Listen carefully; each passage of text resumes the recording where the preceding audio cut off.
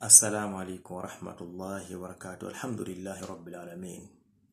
Abaluganda olunaku lwa leero, lunaku lwa Juma, lunaku lwa nkizo, lunaku lwa kitiibwa nga Nabbi waffe Muhammad sallallahu alaihi wasallam yatugamba nti inna min afdal yawmikum yawmul Jum'a, nti olunaku olusinga okubanga lwa nkizo mu nnaku musanvu Allah tabaraka wa taala ze yatonda eza wiiki lwe lunaku olw'ejjuma.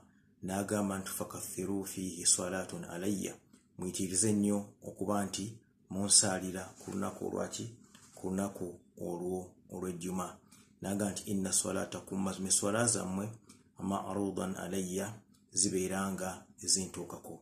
Nabwe kitabadde Mungu tabaraka wa taala atudde mu dduuka lyo, atalina kyakola kiri awo, beera ng'osaalira ku Nabbi waffe Muhammadin sallallahu alaihi wasallam. Ebimu ku birungi ebiva mu kusaalira Nabbi waffe Muhammadin sallallahu alaihi wasallam kukuba nti Allah tabaraka wa taala akumalira ekizibu oba ebizibu by'oyina.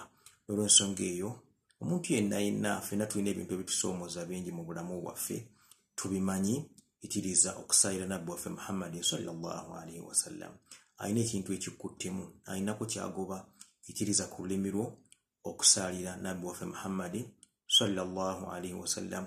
Allah ajja kuteekako omukisa, Allah ajja kusumulula ebiganye, Allah ajja kubeera nga akusaasira, akugirwa ekyo ekibeera nga kikutawaanya ku lw'okuba nti osaalidde Nabbi waffe Muhammadin sallallahu alaihi wasallam. Kyovula Allah yagamba nti inna Allaha wa malaikatahu yusalluna ala nabi, mazima Allah ne bamalayika be babeera nga bassa omukisa ku Muhammadin sallallahu alaihi wasallam.